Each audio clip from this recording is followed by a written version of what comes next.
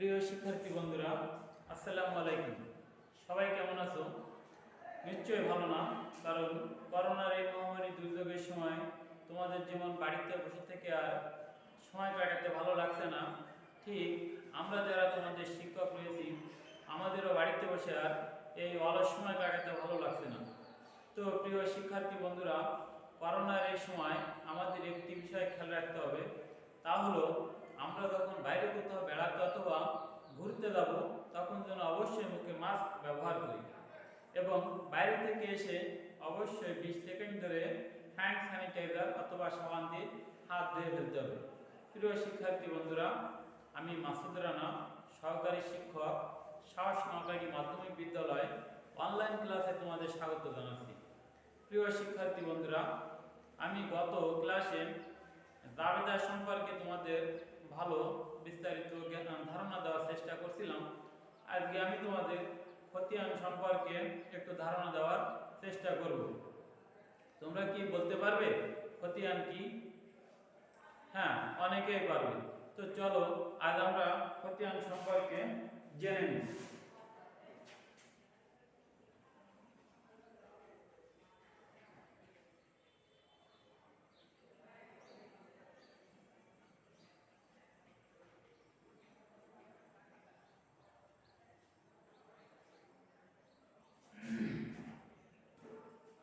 সপ্তম অধ্যায় খতিয়ান।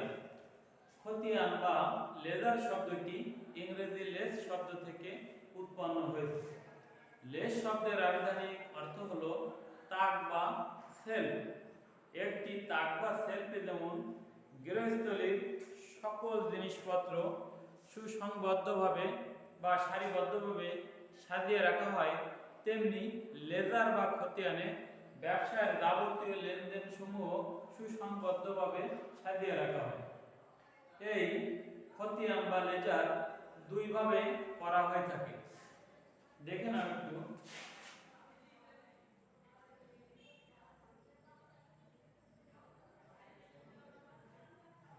খতিয়ান দুই প্রকার। এক,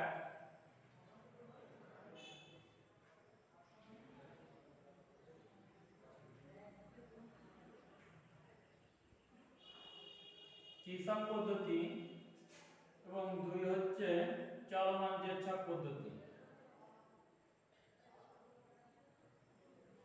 চলমান জের ছক পদ্ধতি। খতিয়ান সাধারণত দুইভাবে করা হয়ে থাকে। এক হচ্ছে টি-ছক পদ্ধতি এবং দুই হচ্ছে চলমান জেচ্ছক পদ্ধতি। টি-ছকে সাধারণত খতিয়ান করতে গেলে ঘরের সংখ্যা থাকে 8টি এবং চলমান জেচ্ছকে খতিয়ান করতে গেলে ঘরের সংখ্যা থাকে 7টি।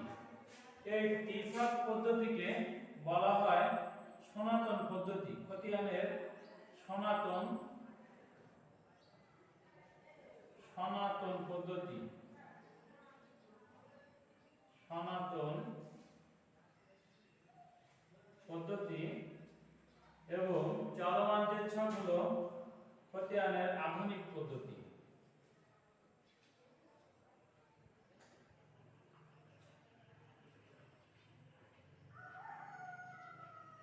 আধুনিক পদ্ধতি। তো প্রিয় শিক্ষার্থী বন্ধুরা, আমরা এই খতিয়ানের দেখো তোমাদের মূল যে বই আছে এই মূল বইয়ের 103 পৃষ্ঠায় একটি অঙ্ক দেওয়া আছে 4 নাম্বার। এই 4 নাম্বার অঙ্কটি আজ আমি তোমাদের করে দেখাবো। তো তোমরা সবাই আমার সাথে সাথে অঙ্কটি খাতায় তুলে নেবে।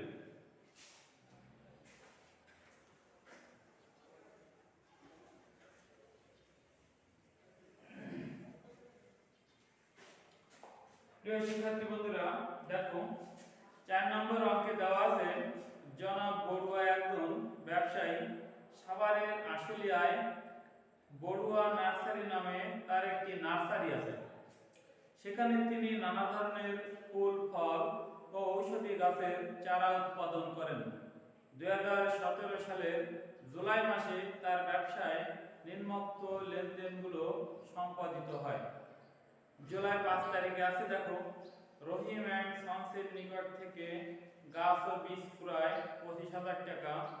জুলাই 10 তারিখে আছে রাশেদ অ্যান্ড কোং এর নিকট নগদে বিক্রয় 37,000 টাকা। জুলাই 19 তারিখে আছে গাছ ফেরত দেওয়া হলো 2500 টাকা। জুলাই 30-এ আছে কর্মচারীকে বেতন দেওয়া হলো 4,500 টাকা। জুলাই 31 তারিখে আছে বিজ্ঞাপন ব্যয় 1500 টাকা। তো প্রিয় শিক্ষার্থী বন্ধুরা, এখানে কোন প্রশ্নে দেওয়া আছে আমাদের বড়ুয়া নার্সারির 5 ও 10 জুলাইয়ের লেনদেনগুলো জাবেদায় লিপিবদ্ধ করো। প্রিয় শিক্ষার্থী বন্ধুরা, যেহেতু নিচে খনন প্রশ্নে গণন প্রশ্নে আমাদের খতিয়ান করার কথা বলা হয়েছে, তো সেই ক্ষেত্রে আমরা সবগুলো হিসাবেরই জাবেদা করে নেব, দুটো না করে আমরা সবগুলো হিসাবেরই জাবেদা করে নেব। তো আমার সাথে সাথে তোমরাও খাতায় সুন্দর করে অঙ্কটি তুলে নেবে।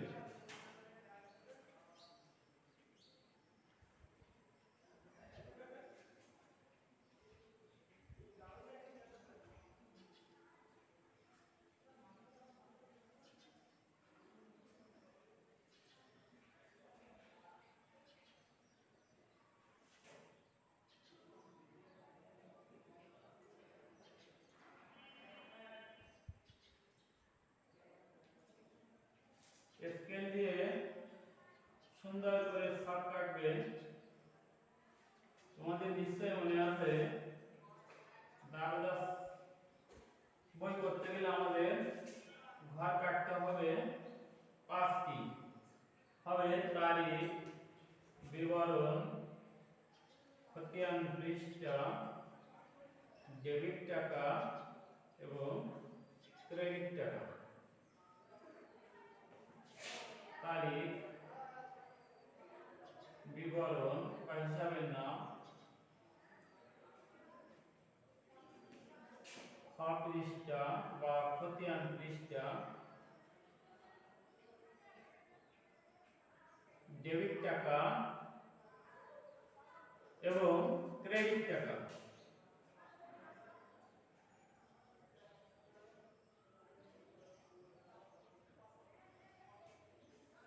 প্রিয় শিক্ষার্থী বন্ধুরা, আমাদের উপরে ডেবিট এবং ক্রেডিট লিখে নিতে হবে। তো দেখা যাচ্ছে যে 2017 সাল জুলাই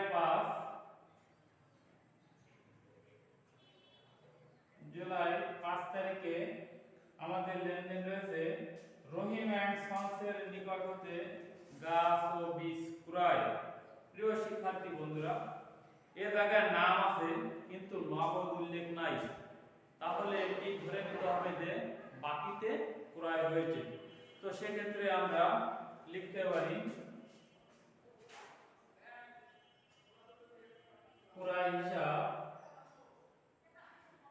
ডেবিট, এবং যেহেতু বাকিতে হয়েছে তাহলে লিখতে হবে আমাদের রহিম অ্যান্ড সন্স অথবা কর্ণধার।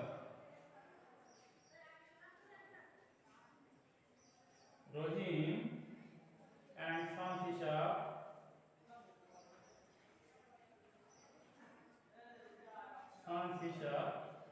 ক্রেডিট। টাকার পরিমাণ রয়েছে আমাদের 25,000 টাকা।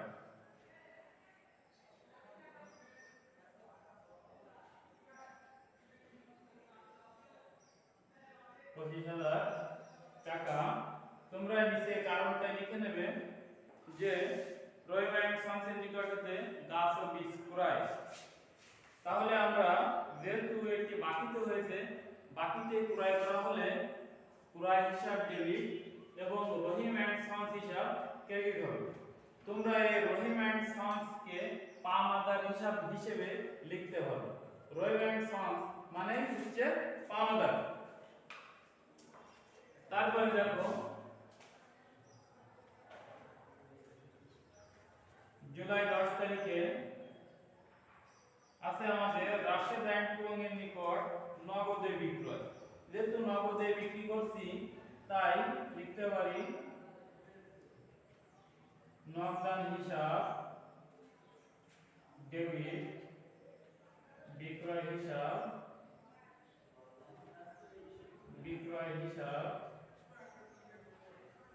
ক্রেডিট। টাকার পরিমাণ রয়েছে আমাদের 37,000 টাকা। 37,000 টাকা। জুলাই 19 তারিখে দেখো, জুলাই 19 তারিখে দেওয়া আছে গাছ ফেরত দেওয়া হলো। তো গাছ যখন 5 তারিখে দেখো আমরা গাছ ক্রয় করছিলাম, সেই 5 তারিখে ক্রয়কৃত গাছ আমরা 19 তারিখে দিয়ে ফেরত দিচ্ছি। তো ফেরত দিলে পাচ্ছে পাওনাদার হিসাব ডেবিট। এ জায়গায় পাওনাদার বলতে রহিম অ্যান্ড সন্স হিসাব, রহিম অ্যান্ড সন্স হিসাব ডেবিট। আর হবে যেহেতু ক্রয়কৃত পণ্য, এই ক্রয়কৃত হিসাব ক্রেডিট। ক্রয় ফেরত হিসাব ক্রেডিট। টাকার পরিমাণ আমাদের দেওয়া আছে 2500 টাকা।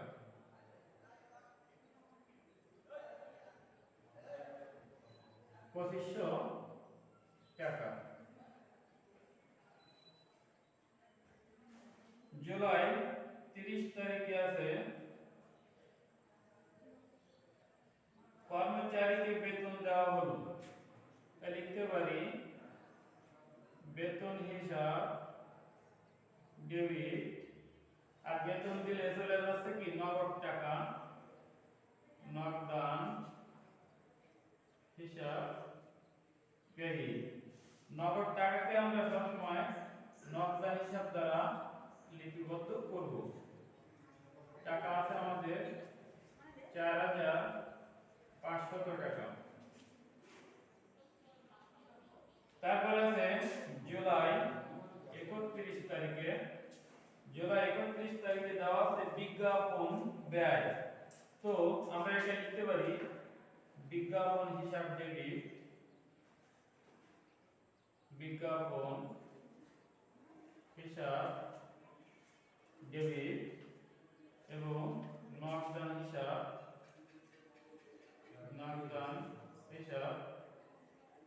ক্রেডিট।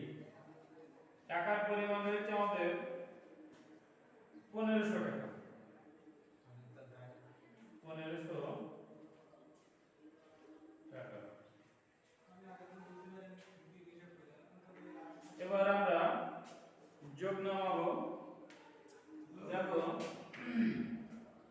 25,000 টাকা যোগ 37,000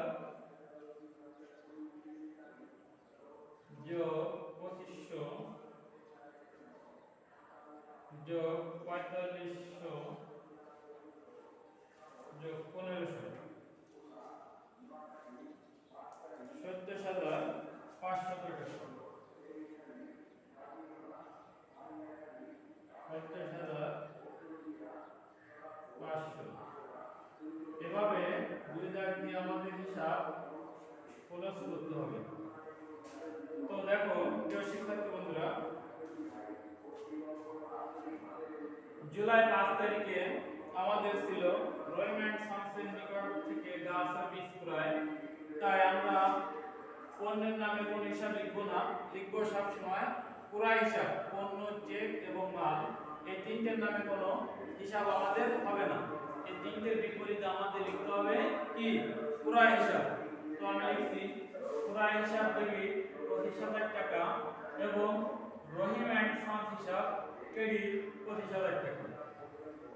10 তারিখে আছে আমাদের রাশেদ অ্যান্ড কোং এর নিকট হতে নগদে বিক্রয়।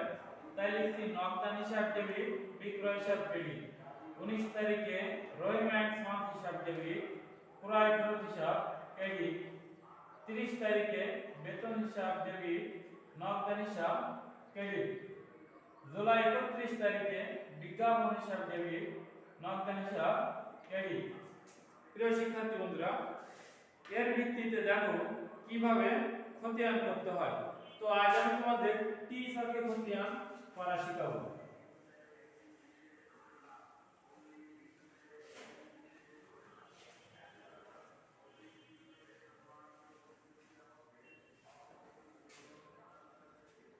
খতে আছে রহিম অ্যান্ড সন্স হিসাব ও নগদান হিসাব টি ছকে খতিয়ানভুক্ত করে যে নির্ণয় করো।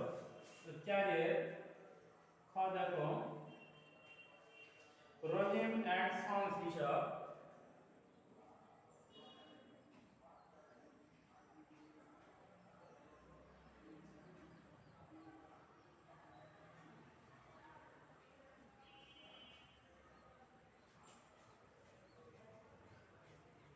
এর খতিয়ান করব। প্রথমে আমরা টি ছকে কিভাবে খতিয়ান করতে হয় সেটি জেনে নিব। তো আমার সাথে সাথে তোমরা স্কেল দিয়ে সুন্দর করে ছক কাটবে।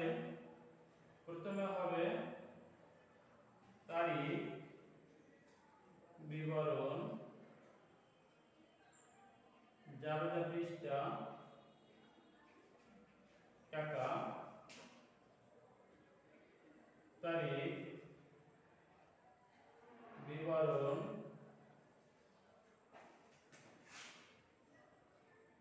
জাবেদা পৃষ্ঠা, টাকা।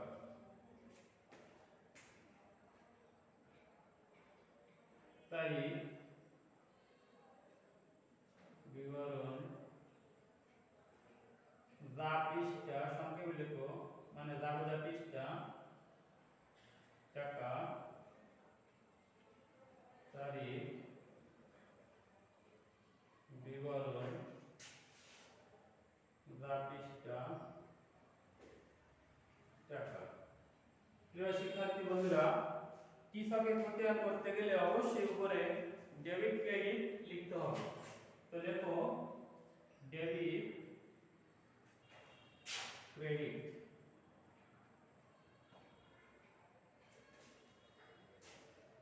দেখো বলেছে রহিম অ্যান্ড সন্স হিসাব। তো রহিম অ্যান্ড সন্স হিসাব আছে জুলাই 5 তারিখে। জুলাই 5 তারিখে আছে আমাদের রহিম অ্যান্ড সন্সের নিকট থেকে গাছে বীজ কুড়ায়। আমরা লিখছিলাম কুড়াই হিসাব ডেবিট এবং রহিম অ্যান্ড সন্স হিসাব ক্রেডিট। তো আমরা রহিম অ্যান্ড সন্সের খতিয়ান যখন করব তখন রহিম অ্যান্ড সন্স হিসাবটি বাদ থাকবে। কুড়াই হিসাব ডেবিট ছিল, ওটা যাবে আমাদের ক্রেডিট পাশে। 2017 জুলাই 5 কুড়াই হিসাব। টাকার পরিমাণ আমাদের রয়েছে 25,000 টাকা।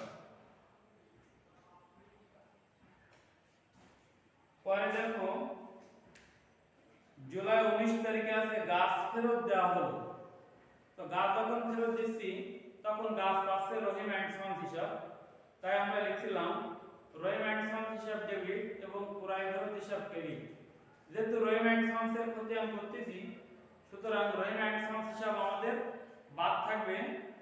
কুড়াই ফেরত হিসাব ক্রেডিট ছিল, ওটি আসবে আমাদের ডেবিট পাশে। জুলাই 19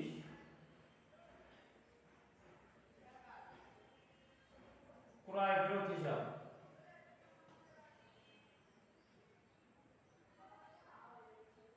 কুড়াই ফেরত হিসাব। টাকার পরিমাণ রয়েছে আমাদের 2500 টাকা। আর কোনো হিসাব নাই। এবার ব্যালেন্স নির্ণয় করব। আমাদের দেখা যাচ্ছে ক্রেডিট পাশটি বড় হয়েছে। ক্রেডিট পাশের টাকা চলে আসলো আমাদের ডেবিট পাশে। তো দেখা যাচ্ছে আমার ডেবিট পাশে কত টাকা কম পড়েছে? 22,500 টাকা। কম টাকা প্রিয় শিক্ষার্থী বন্ধুরা সব সময় হবে ব্যালেন্স রিডিং। আমি গত ক্লাসে বলছি যে পাশে টাকার পরিমাণ কম হবে সেটি হবে সব সময় ব্যালেন্স রিডিং।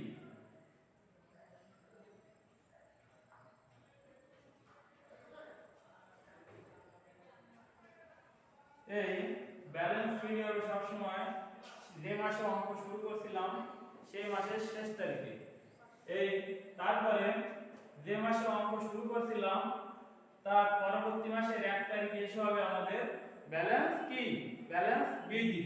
তো জুলাই পরে আগস্ট 1 ব্যালেন্স বৃদ্ধি টাকা হবে আমাদের ওই 22,500 টাকা। হিসাব শেষ করলাম। প্রিয় শিক্ষার্থী বন্ধুরা, এভাবে মূলত টিসকে খতিয়ান করা হয়। তো আগামী ক্লাস দেখার আমন্ত্রণ জানিয়ে আজকে এখানে শেষ করছি। সকলকে ধন্যবাদ।